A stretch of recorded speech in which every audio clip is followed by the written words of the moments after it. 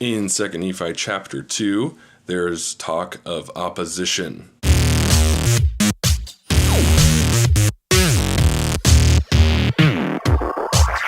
And why is there talk of opposition?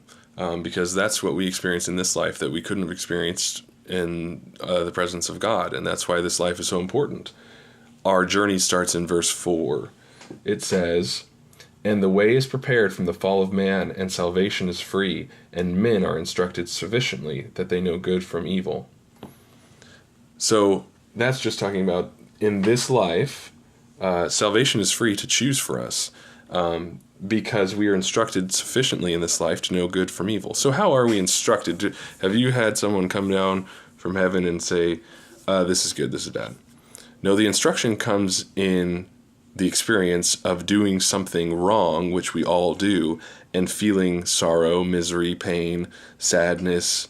And when we feel those deep opposition feelings, those sad feelings or negative feelings, we come to realize that there is also good, and we come to realize that there is also happiness that we can achieve and we can receive.